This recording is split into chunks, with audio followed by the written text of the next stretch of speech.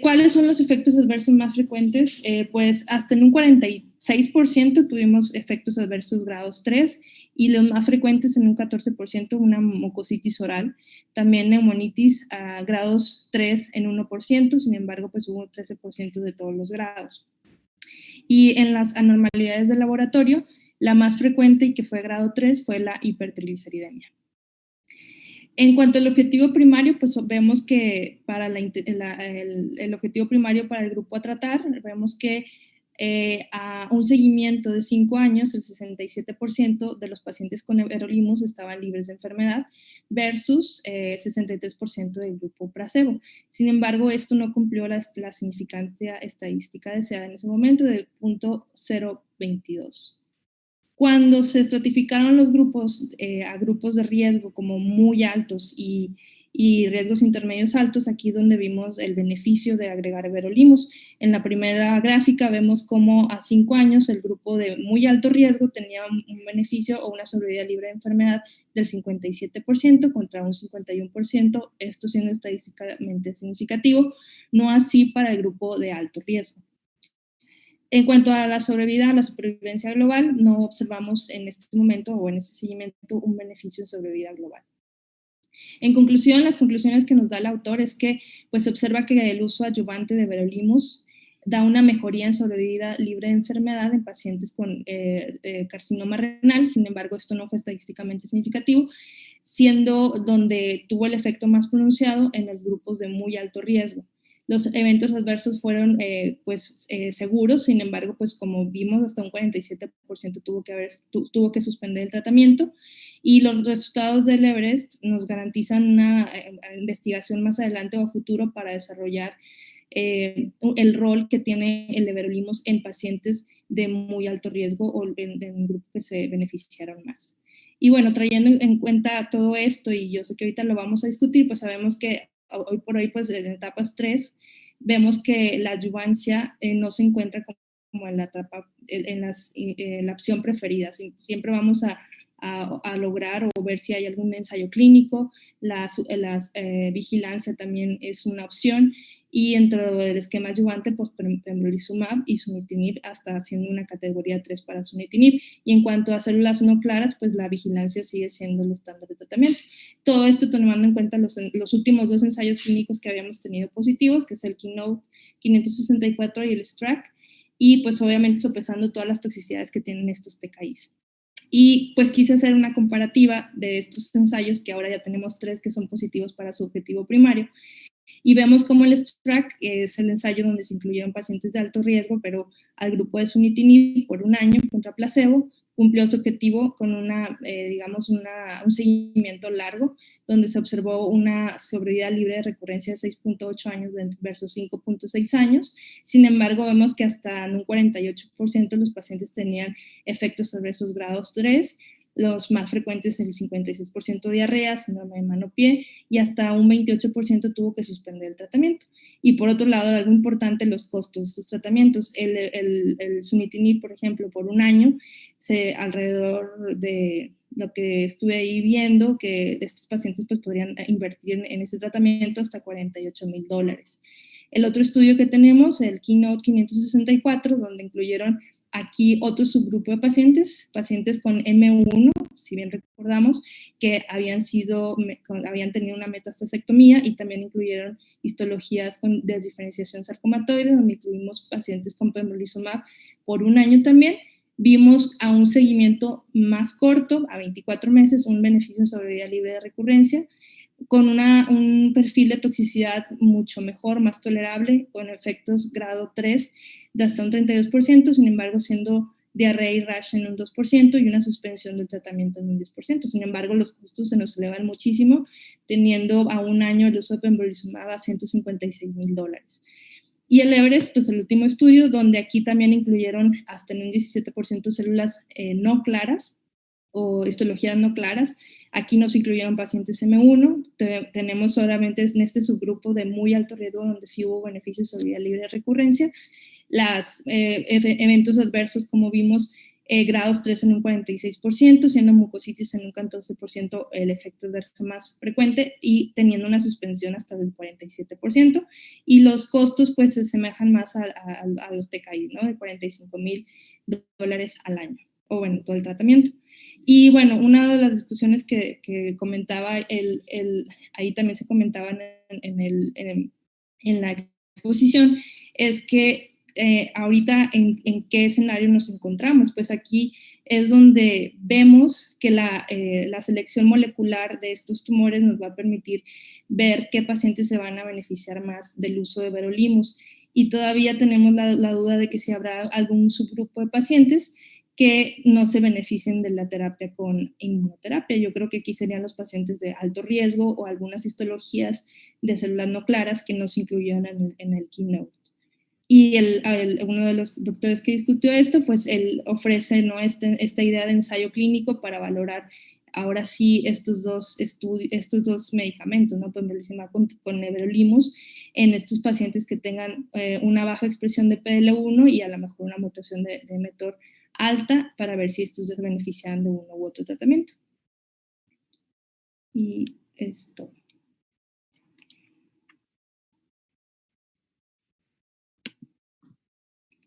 Voy a dejar de... Excelente presentación, doctora. En este momento, ¿dónde colocarías a everolimus ya con lo que vimos el día de hoy de este fase 2?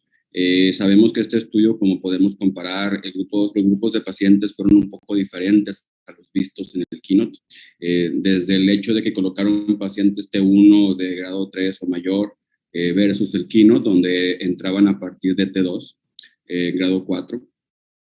¿Dónde podríamos colocar a everolimus? ¿Será a día de hoy una opción viable o debemos esperar resultados? Pues yo creo que existe aquí ya se subdivide a otro grupo, ¿no? El de muy alto riesgo, que es donde realmente se beneficia, si bien el objetivo principal no era eso, o sea, era todo el grupo, pues vemos algunos grupos o subgrupos que se pueden beneficiar más. Sobre todo también cuando el año pasado salió el estudio pembrolizumab, decíamos, bueno, y si progresa pembrolizumab, pues ahora pues nos vamos a quedar sin opciones, ¿no?, en primera línea de tratamientos. Yo creo que los pacientes de muy alto riesgo, pacientes de histologías no claras, son los que más se pueden beneficiar del uso de everolimus, obviamente teniendo en cuenta el perfil de toxicidad de estos pacientes y los costos de los que conllevan estos tratamientos, ¿verdad? Los dos estudios con TKIs pues tienen un seguimiento más largo, a diferencia del de inmunoterapia, y ninguno ha demostrado todavía beneficio en sobrevida global. Yo creo que puedes ponerlo junto con pembrolizumab y everolimus, pero teniendo en cuenta este subgrupo que se puede beneficiar más de everolimus.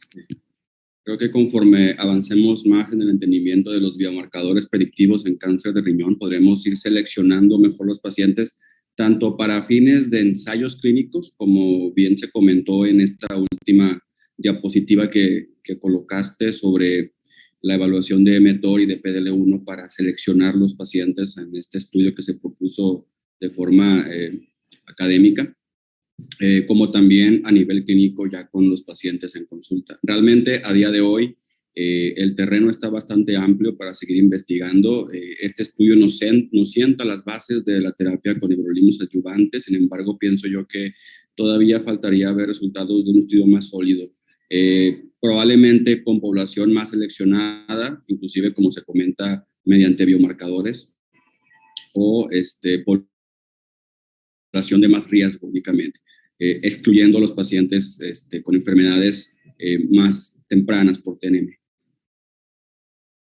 Así es. Otra cosa importante también la toxicidad, justamente si como bien lo comparaste en la tabla, el everolimus sabemos que es un fármaco que en algunos pacientes pudiera ser bastante difícil de tolerar, sobre todo por la mucositis que puede generar este fármaco. No se menciona si en este estudio los pacientes tenían profilaxis para mucositis, como ya lo han hecho otros estudios en cáncer de mama, por ejemplo. No, no se menciona. Eso es importante. Tal vez ya a la hora de ver el paper publicado podremos ver esa información.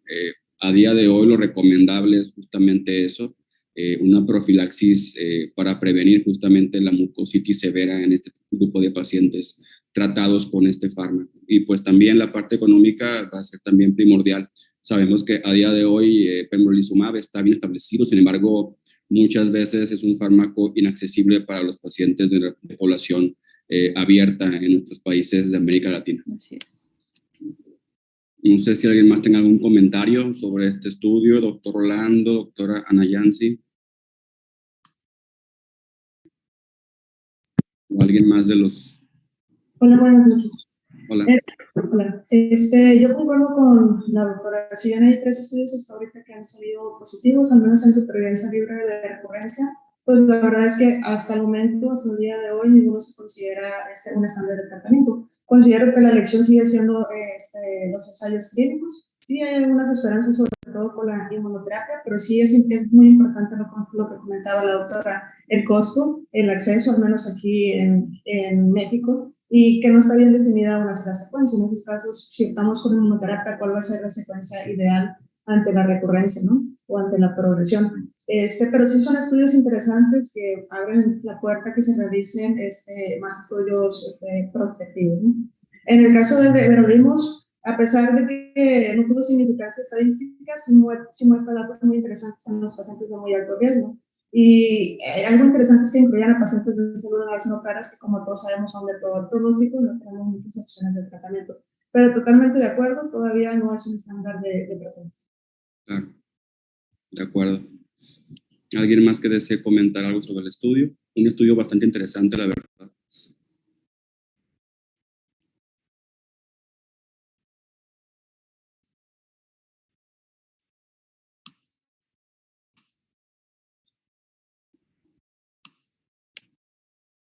En caso de que ya no haya más comentarios, estamos a buen tiempo para pasar con la siguiente presentación. Adriana, muchas gracias por tu participación. La verdad, agradecemos bastante el tiempo que nos brindaste. Gracias.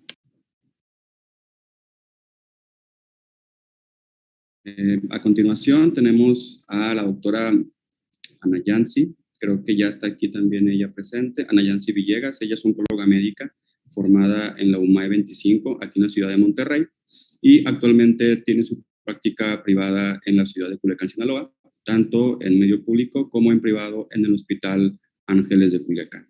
La doctora Ana Yancy va a comentarnos los resultados de un estudio bastante interesante en carcinoma urotelial avanzado mediante el uso de cabos antiDIM de mantenimiento tras terapia sistémica de primera línea. Adelante, Ana Yancy.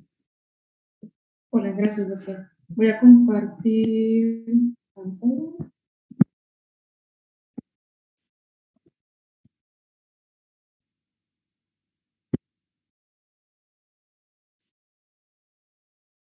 Creo que ahí está.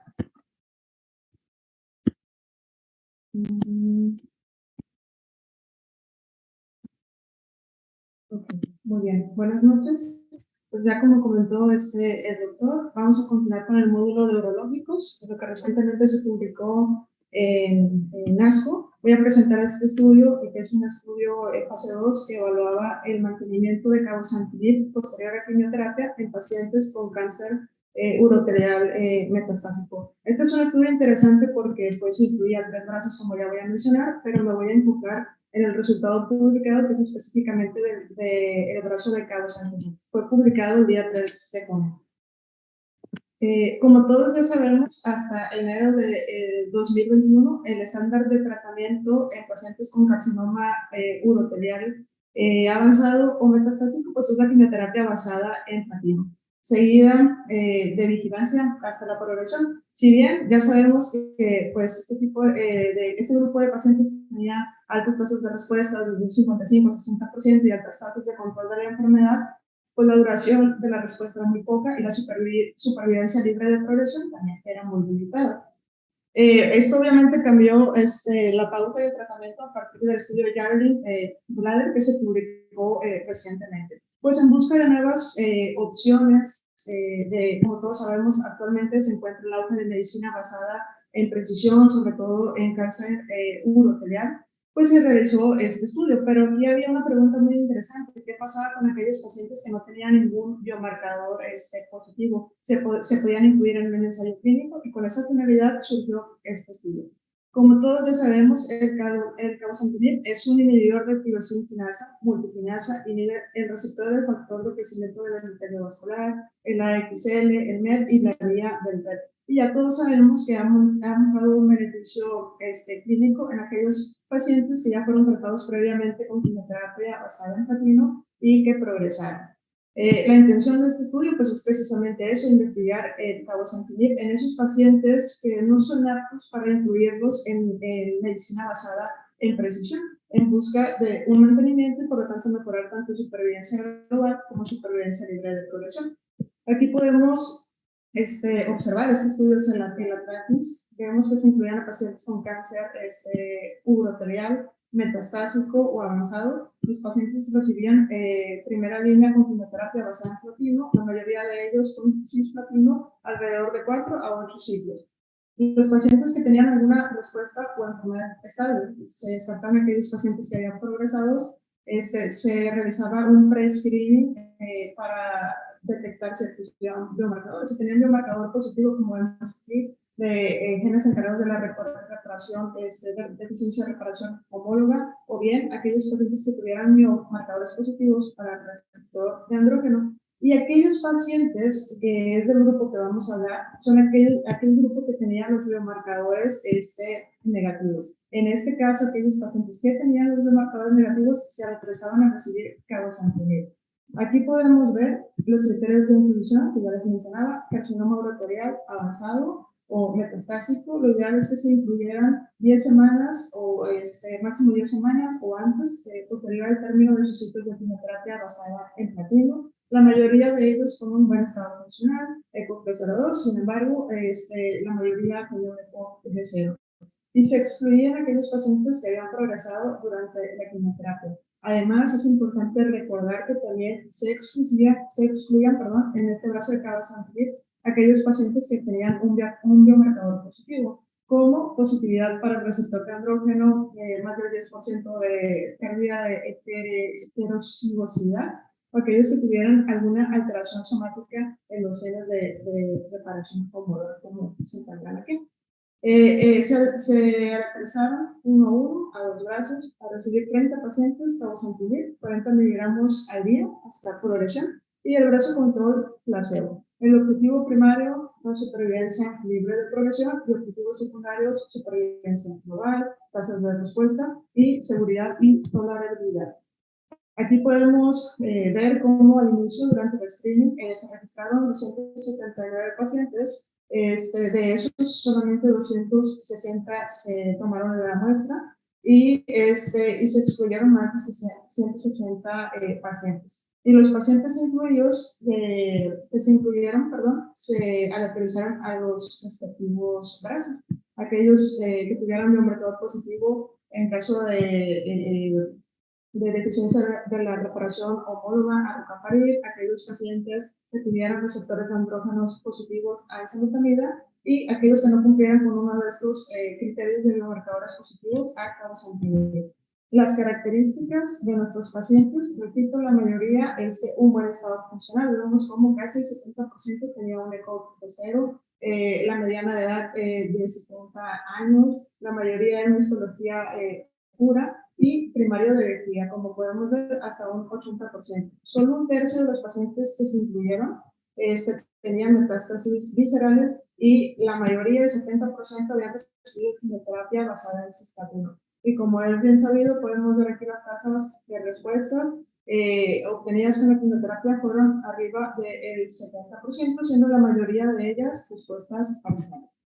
Recordando, el objetivo primario de la supervivencia libre de progresión, vemos aquí como una supervivencia libre de progresión en meses, en semanas, de 13.7 versus 15 en el brazo control de placebo, con un HR de 0.89. Sin embargo, podemos observar que el intervalo de confianza pasa la unidad, y pues con una P estadística, no estadísticamente significativa.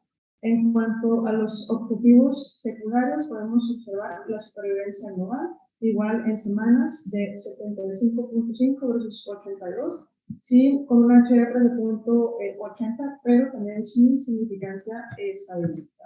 Otros objetivos secundarios, como la respuesta y la duración, vemos realmente una respuesta de menos del 4% en el brazo del cabozantinib, siendo una de ellas siendo respuesta parcial. Algo interesante es que aquí la mediana de duración del tratamiento fueron de 13 ciclos, lo cual nos puede ver que en general fue bien tolerable. En cuanto a los efectos adversos, como todos ya sabemos, la mayoría de ellos fueron de bajo grado, los más comunes siendo fatiga, a nivel gastrointestinal, anorexia, diarrea y algo que es muy característico del cabozantinib, que es la hipertensión. Pero menos del 25% fue de grado 3 y como todos sabemos es un efecto manejable. Como era de esperarse con el tratamiento de cabozantinib comparado con placebo, hubo reducción de dosis hasta en un reducción de una dosis hasta en un 43%. Las conclusiones del autor es que si bien este estudio no tiene el suficiente poder estadístico, pues realmente no soporta continuar con investigación, o sea, con otros estudios en donde se evalúa el cabozantinib como mantenimiento posterior a la quimioterapia basada en platino, como mantenimiento solo, repito, ¿no? En aquellos pacientes que obviamente no tengan ningún biomarcador positivo. Es importante mencionar esto y recalcarlo, que pues si quiero ver su control fue placebo, pero ahorita realmente con los estudios actuales, con el estudio de Javelin, ya sabemos que no podemos, digamos, permitir tener un brazo comparador que sea placebo. Y la sugerencia, y lo que se espera que en los próximos estudios se pueda evaluar a lo mejor la combinación, por ejemplo, cabozantinib con una inmunoterapia o de otros agentes de mantenimiento con inmunoterapia en buscar resultados. Y pues de hecho actualmente ya hay un estudio que está corriendo que es fase 3, que precisamente está evaluando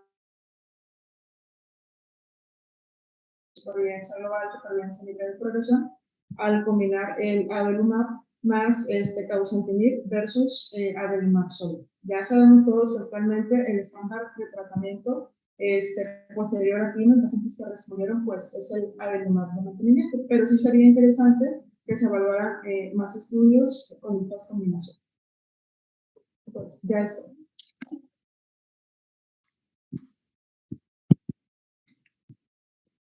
Excelente, muchas gracias, Ana Yancy.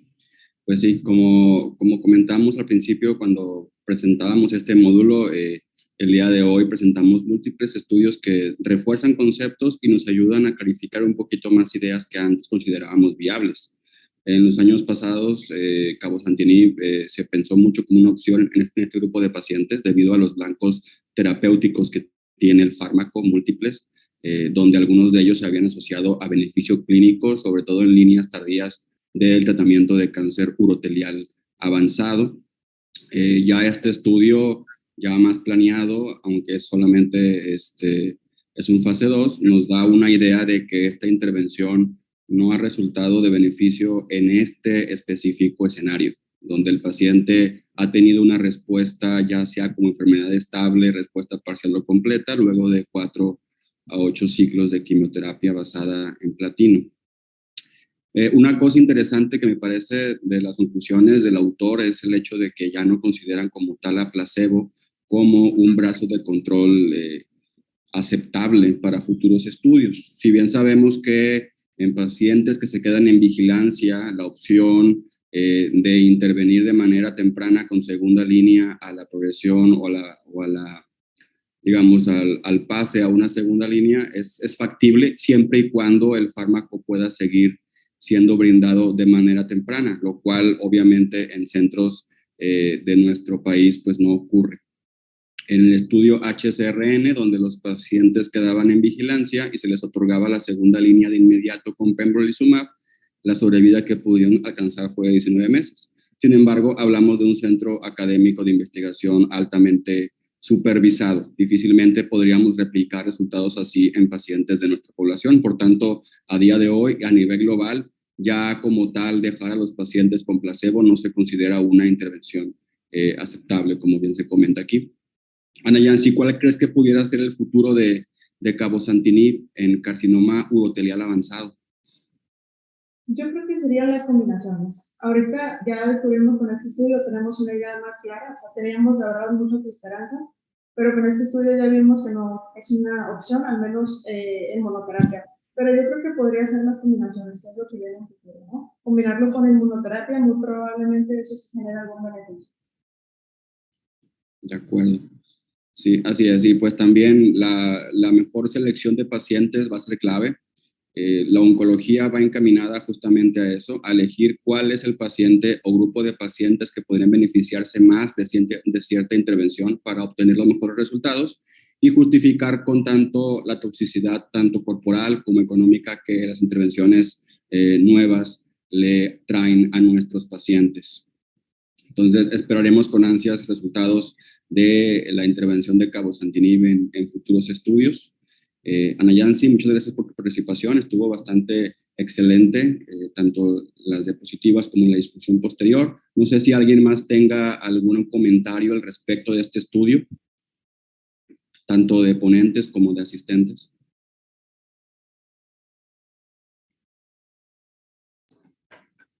¿Qué tal? Saludos a todos. Sí, yo considero que al momento todavía falta perfilar mejor el paciente para poder saber si podemos utilizar otro tipo de terapias blanco en este escenario que sabemos es un escenario en el cual hasta hace algunos años comenzamos a tener opciones de tratamiento de mantenimiento. Y sí, definitivamente al tener una opción que sabemos ya nos ha dado algunos resultados en el mantenimiento, como el uso del avelumab, pues es ahí donde te cuestionas, como lo mencionan en las conclusiones, el uso del placebo.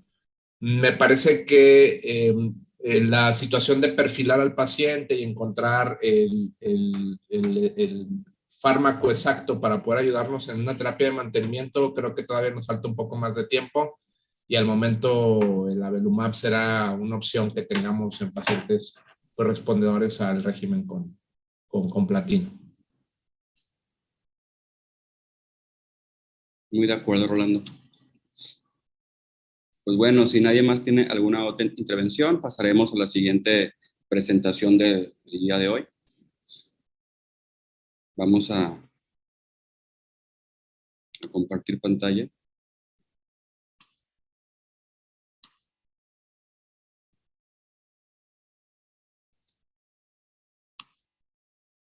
Muy bien, creo que ahí ya estamos compartiendo la pantalla. Muy bien. Esta siguiente discusión va a ser aparte de un servidor. Vamos a discutir los resultados de este estudio presentado en ASCO 2022 sobre la correlación entre progresión radiográfica y progresión por AP en pacientes con cáncer de próstata metastásico hormonosensible tratados con ENSA más ADT versus ADT con placebo. Es un análisis post-hoc del estudio ARCHES, el cual fue presentado por el doctor Andrew J. Armstrong durante este último evento de ASCO. Muy bien. Vamos a minimizar aquí. Muy bien. Como sabemos, en el estudio ARCHES, añadir enzalutamida a ADT mejoró significativamente la sobrevida libre de progresión radiográfica y sobrevida global versus placebo más ADT en hombres con diagnóstico de cáncer de próstata metastásico sensible a castración. Para recordar un poquito, veremos el diseño de lo que fue este estudio, cuya última presentación había sido en el ESMO del 2021 durante el año pasado. En este estudio se incluyeron pacientes con cáncer de próstata avanzado, hormonosensible, confirmado por escan óseo, o sea, gammagrama óseo, TAC o resonancia magnética, y con diagnóstico confirmatorio a nivel histopatológico de adenocarcinoma prostático. Eran pacientes con ECOG de 0 a 1 y que habían tenido una terapia con ADT en los últimos 3 meses en el escenario metastásico y se permitían inclusive también pacientes que habían recibido 12 Taxel previo. Inclusive este era un factor de estratificación, igual que el volumen de la enfermedad clasificado según criterios de Chartet, tanto bajo como alto. En este estudio, 1,150 pacientes fueron aleatorizados a recibir enzalutamida a dosis de 160 miligramos al día más ADT versus placebo más ADT, que en ese momento era el brazo de control aceptable para este estudio. Y recordando que en este estudio los principales outcomes era sobrevida libre de progresión radiográfica y el fármaco se utilizaba hasta toxicidad o progresión, lo que pasará primero. Como vemos, este último análisis había sido durante el año 2021. En cuanto a grupos, podemos ver que hasta un 60-65% más o menos de los pacientes correspondían a una enfermedad de alto volumen. En cuanto a pacientes diagnosticados de nuevo con enfermedad metastásica, estos eran el 70% de la población aproximadamente, y hasta un 20% aproximadamente habían recibido ya previamente docetaxel, con medianas de AP en el grupo global de aproximadamente 5 nanogramos por mililitro. Hasta el último update de este estudio, que es un seguimiento cerca a los 48-50 meses, tenemos una tasa de sobrevida global del 71% para el grupo de ENSA más ADT versus 57% para el grupo de ADT más placebo, dándonos un hazard ratio de 0.66 y una P significativa a favor de la intervención con enzalutamida. Al ver los subgrupos, podemos ver en este forest plot cómo el beneficio de añadir enzalutamida a ADT se mantiene en la mayoría de los subgrupos. Únicamente pareciera perder cierto beneficio en aquellos con enfermedad tratada previamente con quimioterapia, así como aquellos con metástasis viscerales. Sin embargo, el beneficio, como podemos ver aquí, fue bastante sólido en este estudio. En cuanto a tiempo a una nueva terapia sistémica antineoplásica, podemos ver que también el beneficio se corresponde a favor de enzalutamida versus placebo más ADT. Igual también el beneficio comprobado que ya sabíamos en sobrevida libre de progresión radiográfica. En cuanto a toxicidad, a pesar de que la intervención con ENSA más ADT se dio por más tiempo, debido a que obviamente los pacientes tardaron mucho más tiempo en progresar, el perfil de seguridad de ENSA fue bastante aceptable comparado con el grupo de control.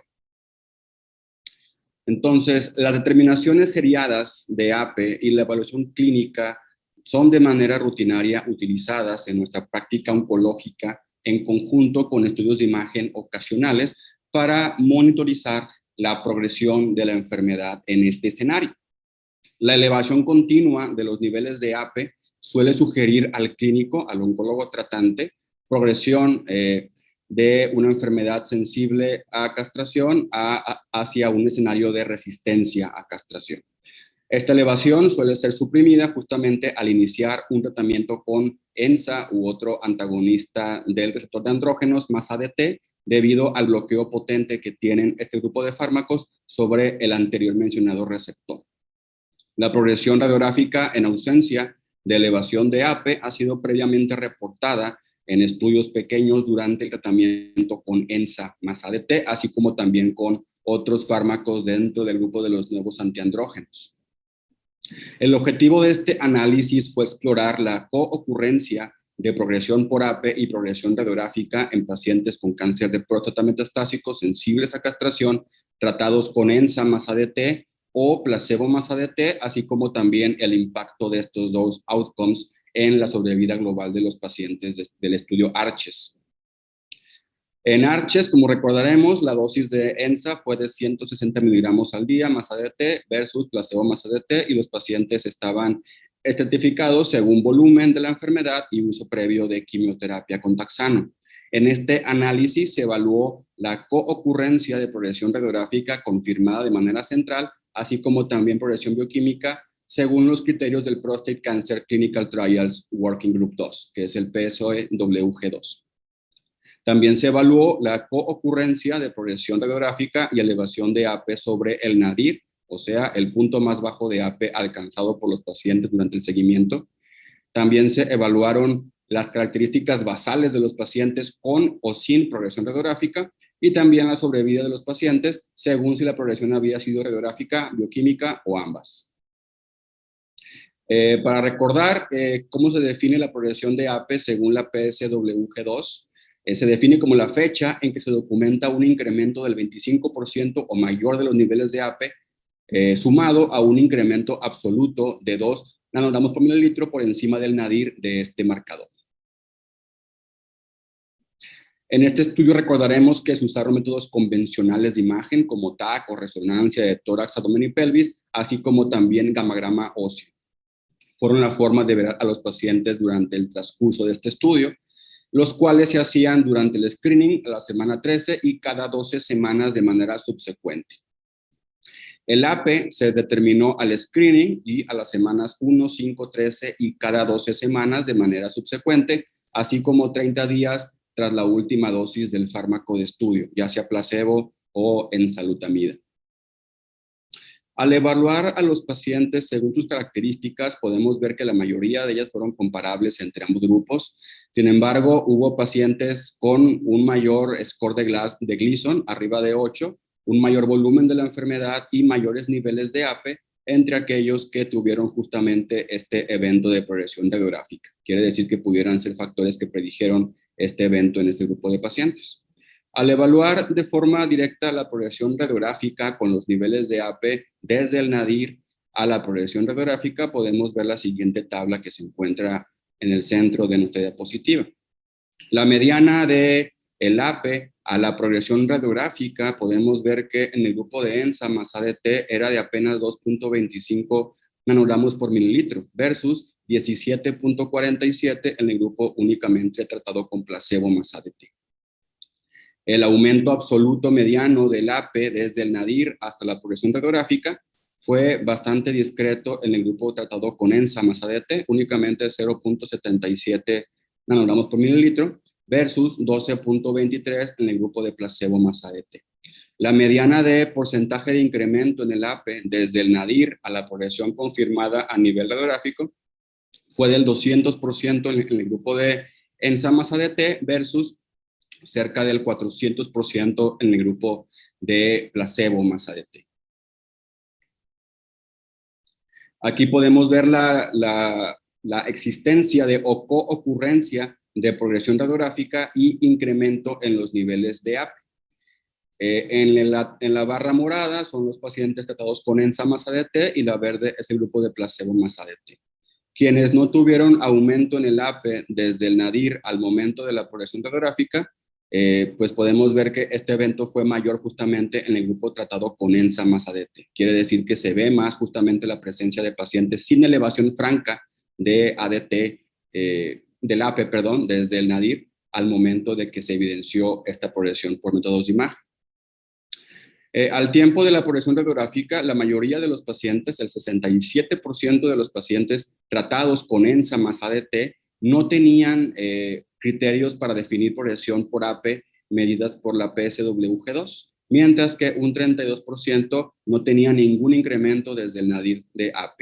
En comparación, el 42.6% de los pacientes tratados con placebo más ADT no tuvieron tampoco criterios para la progresión por AP, según la PSWG2, y 14.9% tampoco tuvieron un incremento significativo desde el nadir de AP al momento de la progresión radiográfica. Aquí podemos ver las curvas de sobrevida de los pacientes según la presencia o no de progresión radiográfica y por AP. Esta es para el grupo tratado con ENSA más ADT.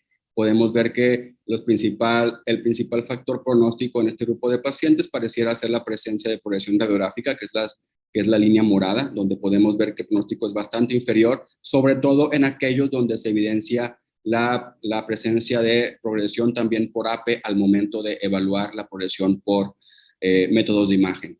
De los pacientes tratados con ENSA más ADT, la mediana de sobrevida fue menor entre pacientes con progresión por AP y radiográfica juntas, comparado con aquellos únicamente con progresión radiográfica. Podemos ver que si se juntan ambos eventos, la mediana de sobrevida de este grupo de pacientes es de apenas 18.56 meses versus 26 meses en quienes tienen únicamente progresión radiográfica sin haber evidenciado progresión por AP. Esto nos habla de que es importante justamente clarificar la presencia de una progresión radiográfica aún antes de que el paciente comience a tener datos francos de progresión por antígeno y no únicamente basar nuestra vigilancia justamente en este biomarcador.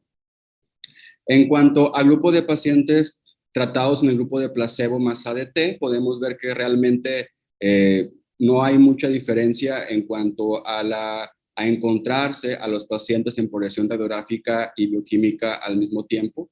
Los pacientes que tuvieron progresión radiográfica de forma general tuvieron peores pronósticos de sobrevida comparados con aquellos que no los tuvieron. En este análisis post-hoc de Arches se demostró que la progresión radiográfica frecuentemente ocurre en ausencia de progresión por AP o elevación concomitante del AP sobre el nadir, especialmente justamente en aquellos tratados con ENSA más ADT. La sobrevida fue peor en aquellos con progresión radiográfica, con o sin progresión por AP, comparado con aquellos no progresores.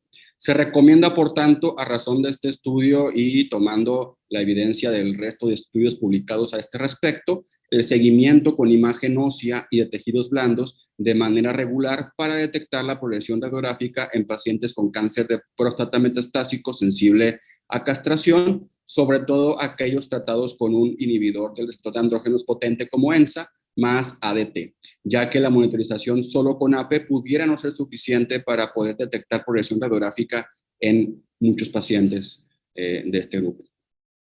En cuanto a limitantes de este estudio, podemos definir que pues, este análisis fue realmente limitado por el pequeño número de pacientes que tuvieron justamente el evento de progresión radiográfica durante el seguimiento de cerca de 50 meses del estudio Arches de ENSA más ADT, así como también los métodos de imagen usados fueron métodos convencionales.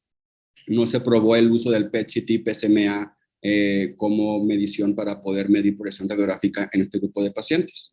Se dice que este método provee mejores determinaciones justamente de esta cuestión, por tanto, pudiéramos tener resultados diferentes.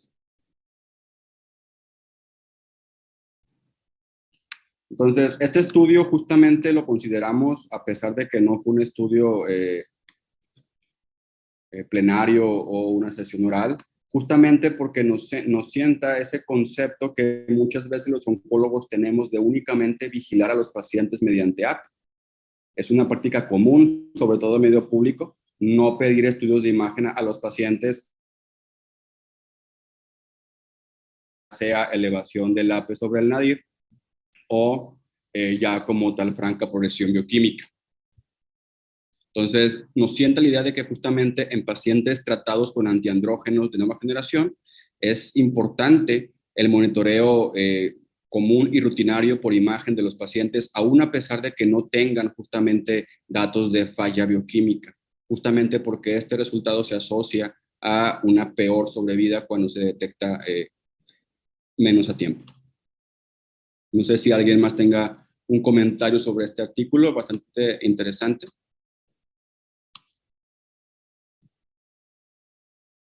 Por ejemplo, en su práctica, no sé si alguien quiera platicarnos cómo es que vigilan a sus pacientes durante el tratamiento.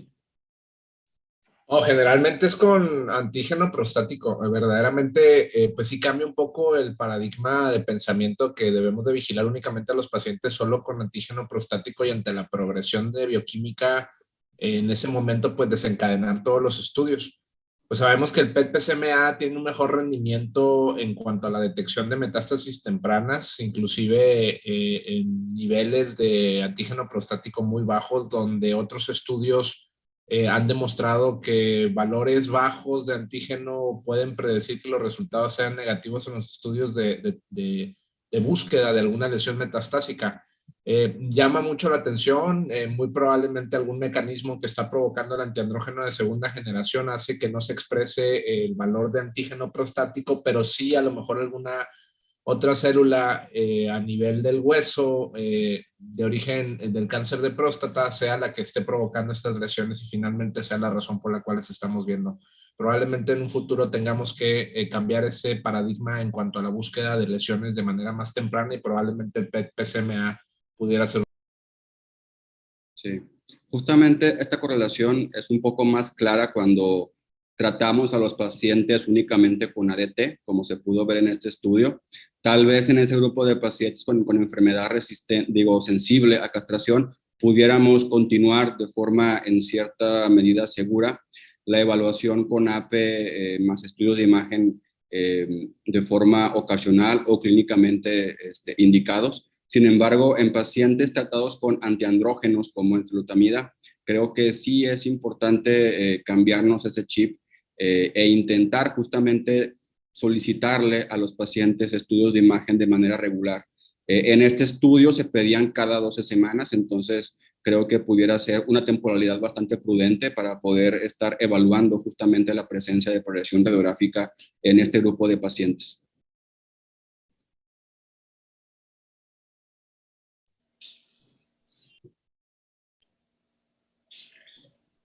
Doctora Ana. Sí, doctor, pues muy interesante la información, porque efectivamente pues tenemos como una rutina prácticamente manejarnos con el antígeno prostático. Y bueno, también se dan casos en que la sintomatología se presenta antes de la elevación del antígeno. Hay pacientes que empiezan con el dolor y el antígeno se sigue todavía manteniéndose pues normal o no a niveles por arriba de 2 nanogramos, ¿no? A veces nos guiamos por la clínica o el antígeno, pero no estamos haciendo estudios con una frecuencia. Y bueno, en particular con este medicamento, pues habría que tomarlo en cuenta con enzalutamida, ¿eh? Así es. No sabemos si estos resultados se pueden extrapolar, por ejemplo, a viraterona, cuyo mecanismo de acción es ligeramente diferente. Sin embargo, al menos con antiandrógenos como ENSA, APA y DARO, creo que es una intervención justificada poder vigilar a los pacientes mediante imagen de forma regular.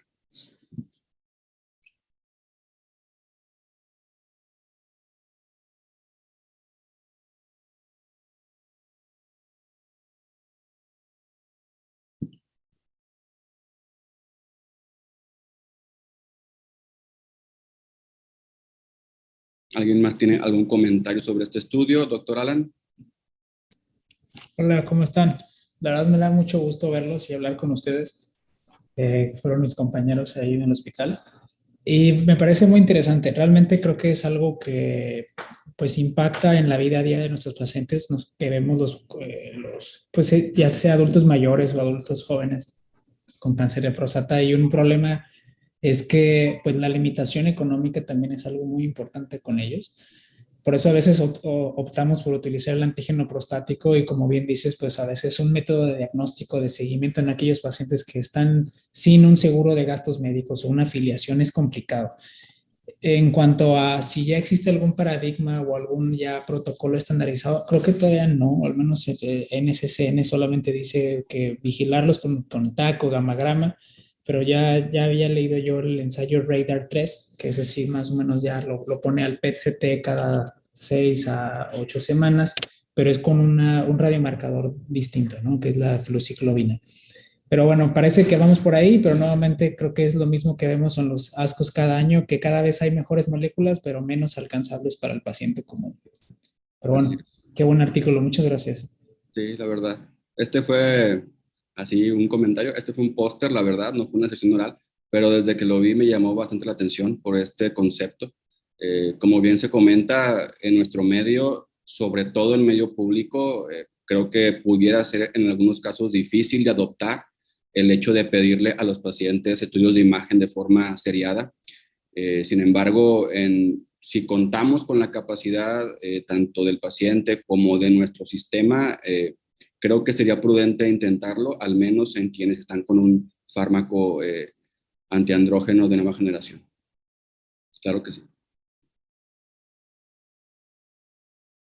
No sé si haya por aquí entre los asistentes algún oncólogo de otra parte de México o de otro país de América Latina que quiera compartirnos su experiencia a este respecto.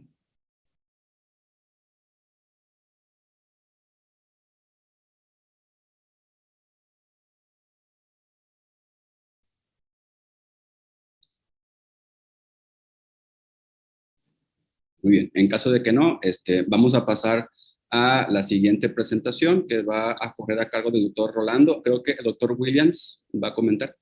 Los mejores de cada plaza clasificarán al Gran Mundial de Karting que será en Italia en el cierre del año. En la Exter Road, Jorge Matos se impuso a pesar de su lesión. Bueno, el carro estuvo bien, la verdad, no autoriza la preparación de Peter y de área estuvo buena.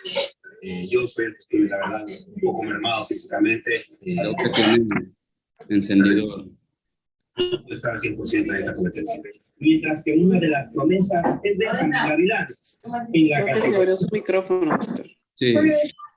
Ingeniero, ¿puede ayudarnos con el micrófono? La Roca se disputa simultáneamente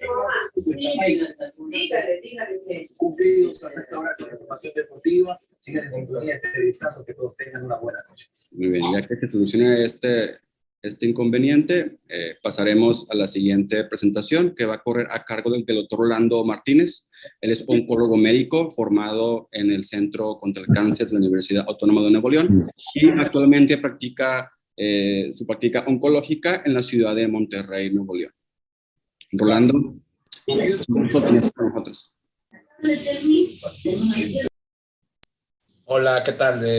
Buenas noches. El día de hoy me tocó acompañar a mis colegas Carlos, Adriana y Ana Yancy en esta sección de lo mejor que se pudo obtener en el ASCO 2022 en el aspecto de tumores urológicos. Como bien lo dijo mi compañero Carlos, las estrellas se las llevó mama y colon. Sin embargo, como lo mencionaba mi compañero, el doctor Carlos, vinieron a reforzar algunos conceptos que ya se tenían con anterioridad y este estudio es uno de ellos, nos viene a reforzar esta situación. Este es el estudio ENSAMET, es un estudio ya conocido, el cual se reportaron sus valores, sus primeros análisis en el año 2019.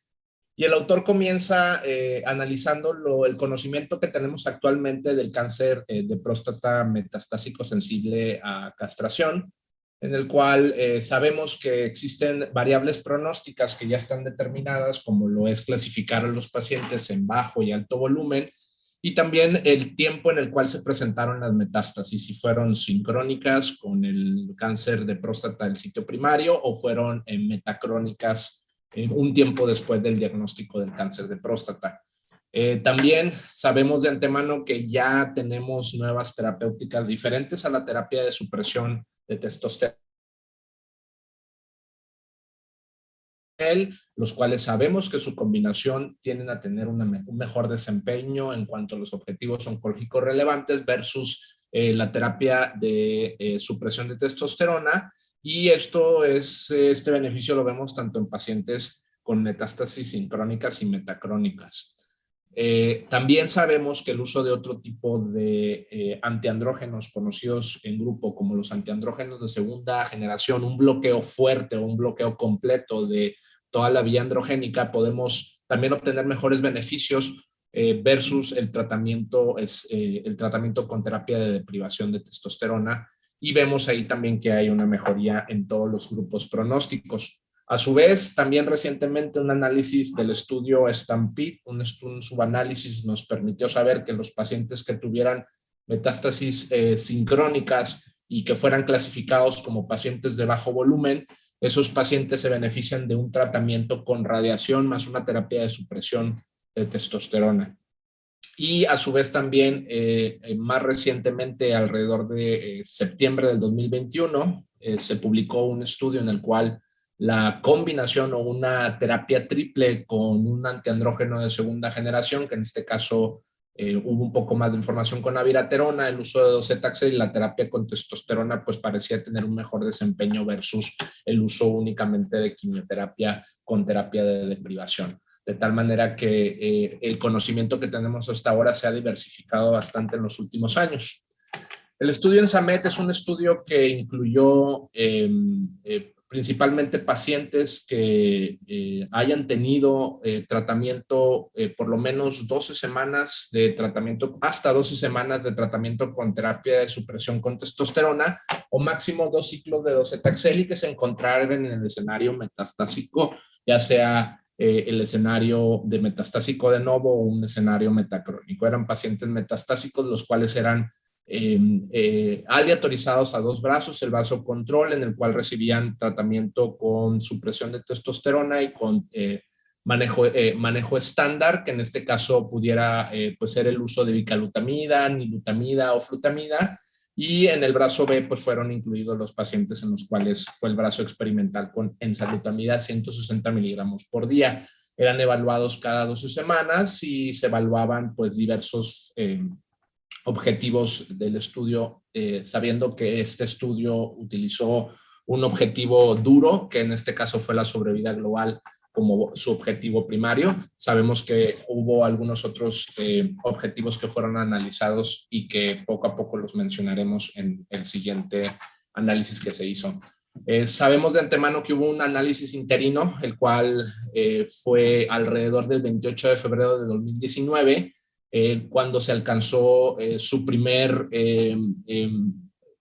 punto de determinación, que en este caso fue la presencia de 235 muertes, en las cuales vimos que el uso de enzalutamida más la terapia de deprivación de testosterona parece ser que, o en este estudio nos decía que había una mejoría en la sobrevida global versus el tratamiento que hasta ese momento era el tratamiento estándar con únicamente supresión de testosterona o el uso de algún otro medicamento como bicalutamida. En ellos vimos también que había ahí aparentemente algunas señales que nos decían que el uso de un tratamiento triple con la combinación tanto de quimioterapéuticos como antiandrógenos de segunda generación con la terapia estándar ofrecía respuesta en algunos objetivos secundarios como la progresión del antígeno prostático o progresión clínica. Sabiendo también de antemano que las toxicidades que presentamos con este uso de este antiandrógeno de segunda generación pues fueron bastante manejables versus los beneficios clínicos que fueron buenos, como ya lo mencionamos.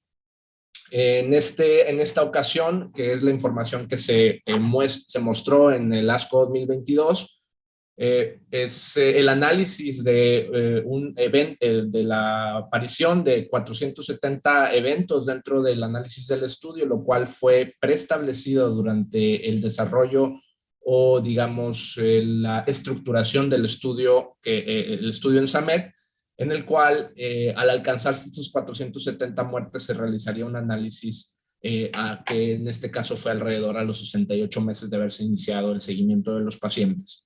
De tal manera que los autores en este caso hicieron un análisis exploratorio en los cuales se cuestionaron una pregunta que en algunos otros estudios que fueron surgiendo en los años posteriores a la aparición del ENSAMED, de clasificar o no a los pacientes en base a un grupo pronóstico o inclusive también, como se vio en el análisis interino, el uso de docetaxel pudiera también ser parte o ser complemento o inclusive en algunos pacientes no necesariamente ser un complemento del tratamiento. Eso es algo que se preguntaron los autores, a su vez también si la presencia de metástasis al inicio de la enfermedad, es decir, de novo o sincrónicas o metacrónicas pudieran tener algún impacto en los resultados que se estaban buscando en este estudio.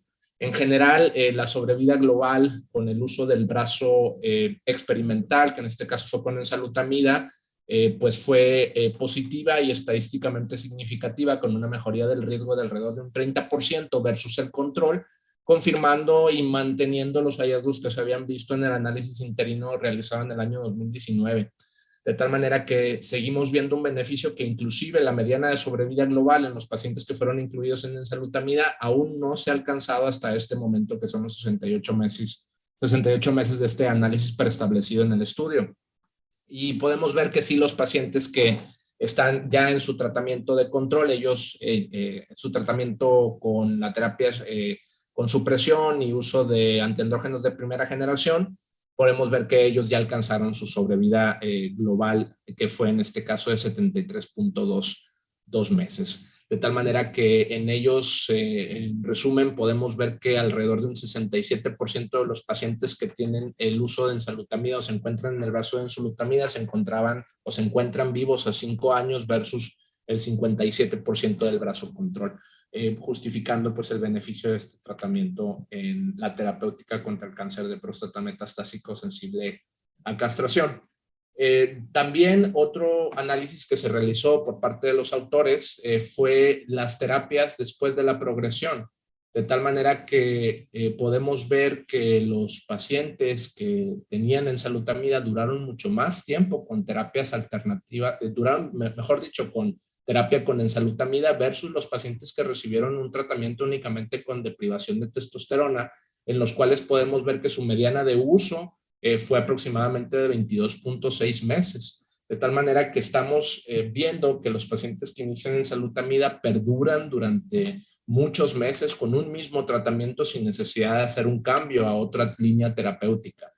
Podemos ver también que hubo un crossover bastante importante de pacientes que estaban en el brazo control hacia opciones de tratamiento con ensalutamida inclusive o con otros antiandrógenos de segunda generación como abiraterona.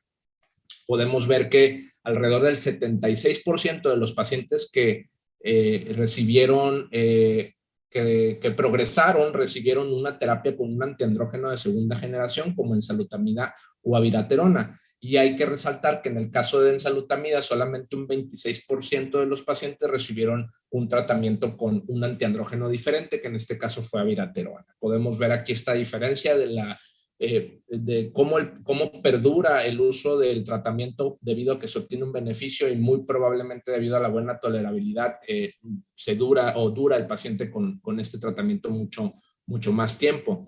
Y podemos ver que pues del brazo experimental, el 39% de los pacientes que tuvieron progresión a ensalutamida, pues no se registró algún tratamiento adicional. Eso es un dato que mencionan también los autores.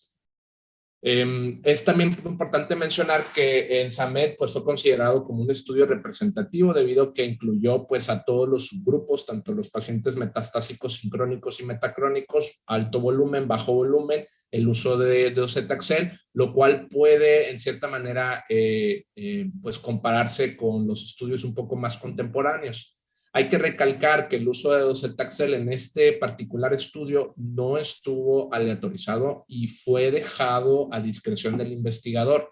Y de tal manera que algunos pacientes inclusive habían recibido docetaxel hasta 2 ciclos para poder ser incluidos en el estudio. Y en general la gran mayoría de los pacientes que fueron, digamos, fitness o fit para poder recibir este tipo de tratamiento, la mediana de tratamiento fue de alrededor de 6 ciclos aproximadamente. De tal manera que desafortunadamente al ser un análisis exploratorio de unos subgrupos, pues no podemos tener comparaciones formales. Sin embargo, nos puede dar la oportunidad de poder generar hipótesis que nos permitan mejor dicho, generar estudios por parte de estos grupos que se están encargando del análisis, particularmente de estos resultados. En él podemos ver ya en este forest plot, analizando diferentes características de los pacientes para poder ver qué situaciones pudieran beneficiarse del uso de ensalutamida. Podemos ver que en los pacientes en los cuales se planeó el uso de docetaxel en una manera más temprana, pareciera que no hay tanto beneficio, inclusive en los pacientes de alto volumen, pareciera ser también que no lo hay. Y mencionaba el autor que muy probablemente pudiera estar relacionado con que quizá son pacientes que tienen un peor pronóstico, que es algo que ellos mencionaban como una posibilidad de por qué razón está sucediendo esta situación. A su vez también podemos ver, particularmente me gustaría enfocarme en los pacientes con bajo volumen, en los cuales no se utiliza docetaxel. Podemos ver que existe un beneficio bastante claro y marcado en cuanto al uso de ensalutamida.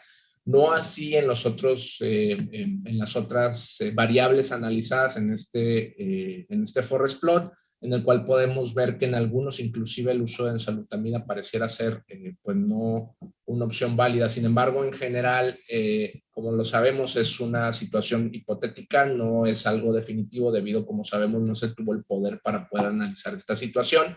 Sin embargo, en general, lo que sí recalcan los autores es que el beneficio en general pues fue hacia ensalutamida un beneficio en sobrevida global. Algo que sí mencionaban en estos forest plot que pareciera ser que hace pensar que los pacientes que tienen un cáncer de próstata o que abren con metástasis, los llamados sincrónicos y que están catalogados según los criterios Charted, que ya todos conocemos, que son 4 más metástasis óseas, por lo menos una fuera del esqueleto axial o metástasis viscerales. Sabemos que son pacientes que tienen un comportamiento biológico diferente al cáncer de próstata de bajo volumen, de tal manera que esos pacientes son pacientes que tienen un comportamiento, digamos, más agresivo de su enfermedad, y en ellos podemos ver en ese círculo rojo que se ve en la Kaplan-Meier, la primera que se encuentra de su lado izquierdo en la parte de arriba, podemos ver que los pacientes que recibieron un tratamiento triple con enzalutamida y docetaxel pareciera ser que tienen una mejor respuesta en cuanto a sobrevida global. Es decir, en este periodo de tiempo tienden a tener una mejoría en la sobrevida global, a diferencia de los otros brazos que incluyen los brazos controles e inclusive el brazo con enzalutamida únicamente.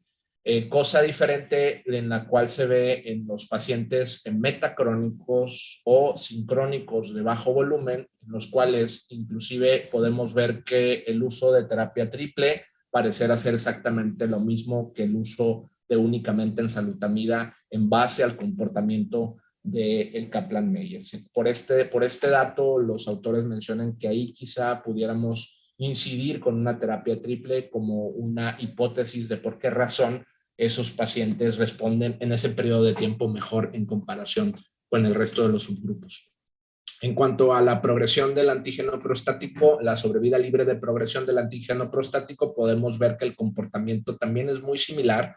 Pareciera ser que aquí no hay una diferencia mucho más marcada, y sí podemos ver que los brazos en los cuales fueron incluidos enzalutamida, que son el negro y el gris, podemos ver que sí se diferencian contra el resto de los tratamientos utilizados.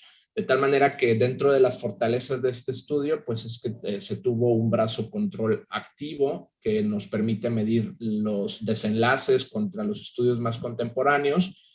Fue permitido el uso de docetaxel como parte del tratamiento estándar. Hay una mezcla de subpoblaciones que incluyen pacientes, como ya lo mencionamos, con metástasis sincrónicas, metacrónicas, alto volumen, bajo volumen, y que uno de sus objetivos, el objetivo primario duro, que es un objetivo a veces difícil de alcanzar, pues fue la sobrevida global.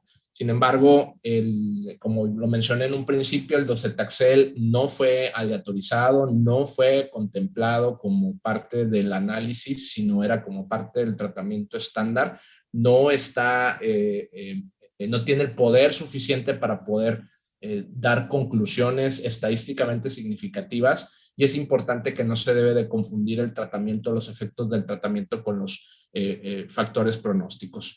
Y lo que sí da de impresión es que podemos ver que no hay diferencias con el uso de enzalutamida con los diferentes grupos. Podemos confirmar el beneficio de enzalutamida, sobre todo en pacientes que tienen enfermedad de bajo volumen, y pareciera ser que los análisis exploratorios por esa Kaplan-Meier parece ser que la triple terapia es un tratamiento que pudiera beneficiar a los pacientes con cáncer de próstata metastásico sincrónico de alto volumen. De tal manera que ya lo sabemos, la enzalutamida nos da un beneficio en sobrevida global. Parece ser que los beneficios son muchísimo más claros en pacientes que reciben tratamiento con enzalutamida y son pacientes de bajo volumen. Y pareciera ser que en estos pacientes el uso de docetaxel no es algo que nos dé un beneficio adicional. Pareciera ser que solamente con enzalutamida pudiéramos mejorarlo, y parece ser que los pacientes con las características que ya mencionamos de alto volumen sincrónico metastásicos, pareciera ser que ahí en esos pacientes el uso de la triple terapia pudiera ser una opción que en un futuro pudiéramos preguntarnos. De tal manera que surgen algunas hipótesis, la hipótesis de la triple terapia, particularmente en estos pacientes, y también que la terapia con únicamente enzalutamida y terapia de deprivación de testosterona no pareciera ser en algunos subgrupos que el uso de docetaxel nos pueda ayudar a mejorar los resultados. Esos son los pacientes de bajo volumen. De tal manera que son preguntas que surgieron en este análisis y que probablemente los años nos van a dar más respuestas.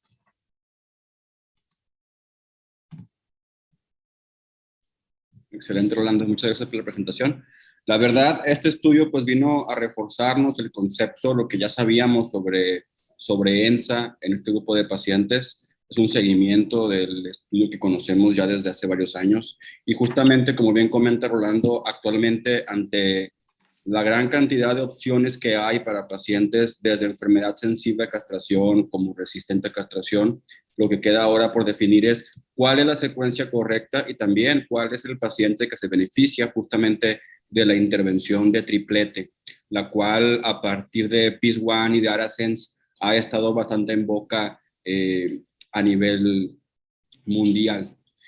Como bien se comenta, pareciera que la intervención pareciera ser más dedicada a aquellos pacientes con enfermedad de alto volumen. Sin embargo, faltaría ver un estudio específicamente planteado a este respecto para poder ver justamente el papel que la quimioterapia le añade a los antiandrógenos de nueva generación. Sabemos a día de hoy que los fármacos antiandrógenos de nueva generación tienen un beneficio bastante notable en enfermedad sensible a castración sobre quimioterapia y ADT.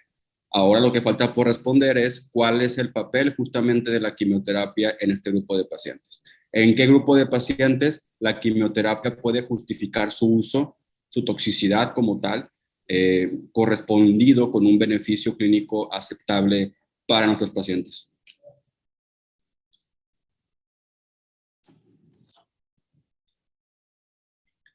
Otra cosa interesante es también ver la secuencia, una cuestión que también está bastante discutida, cómo comenzar el tratamiento de un cáncer de próstata metastásico, en este caso de novo, con enfermedad sensible a castración.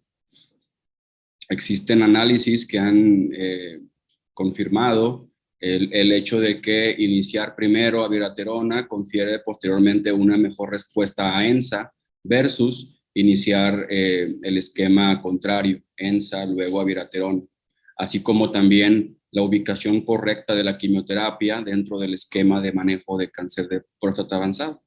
Entonces, espero que los próximos estudios que vayan saliendo nos puedan aclarar aún más, sobre todo lo último, el valor de la quimioterapia en cáncer de próstata sensible a castración, inclusive en enfermedad de alto volumen. No sé si alguien tiene algún comentario a este respecto, Rolando, o de los asistentes. Sí, yo creo que falta, como tú lo mencionaste, es el estudio de abiraterona, otro estudio me parece ser que era con el darolutamida, en combinación con docetaxel y terapia de supresión de testosterona, pues parece ser que va a cambiar el parteaguas en los pacientes particularmente que tienen un comportamiento biológico diferente como lo son los pacientes de alto volumen. Sabemos que para que rompan la barrera de que hagan metástasis visceral o hagan múltiples metástasis fuera del esqueleto axial es porque tienden a tener un comportamiento muy diferente a lo que es la enfermedad de bajo volumen. Me parece ser que lo que va a pasar es que vamos a utilizar la quimioterapia particularmente en estos pacientes y va a quedar relegada en los pacientes de bajo volumen. Todavía a lo mejor no es una situación,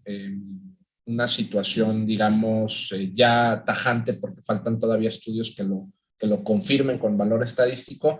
Sin embargo, como lo vemos en el comportamiento clínico, que muchas veces prefieres utilizar los antiandrógenos de segunda generación por las toxicidades versus quimioterapia, digamos, ahorrar la quimioterapia, muchas veces lo prefieres y eso lo vemos porque pues, el comportamiento es muy diferente en los pacientes que tienen una enfermedad de bajo volumen.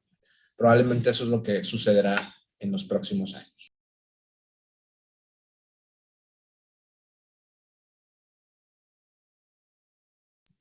¿Estás muteado, Carlos? Sí, perdón. Sí, les comentaba que hasta hace algunos años la quimioterapia era la base de manejo, sobre todo en centros académicos o públicos como el nuestro.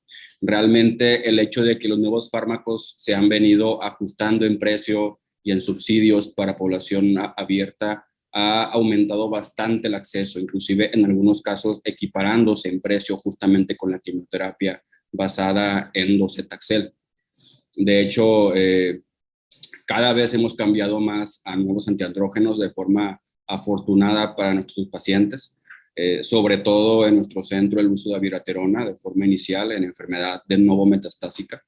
sensible a castración. Entonces, siento que eso, el ajuste y el acceso de más pacientes a estos tipos de fármacos va a ayudarnos bastante a mejorar su pronóstico a expensas de una toxicidad más manejable. Tanto con AVI como con ENSA, la calidad de vida y la toxicidad es bastante mejor que lo que podemos ver justamente con quimioterapia. Entonces, eso es algo bastante afortunado que nos ha tocado ver en los últimos años, ese cambio bastante importante en el patrón de indicaciones de fármacos para pacientes con cáncer de próstata avanzado.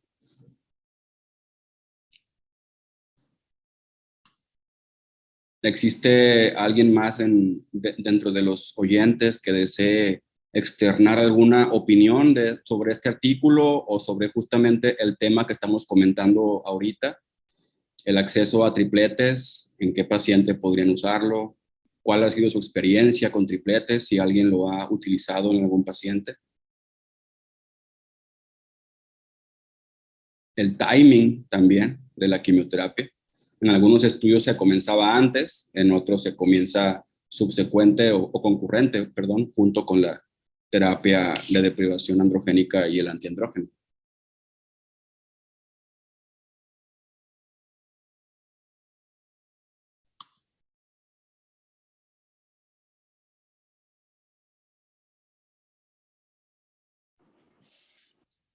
Estamos algo tímidos, doctor.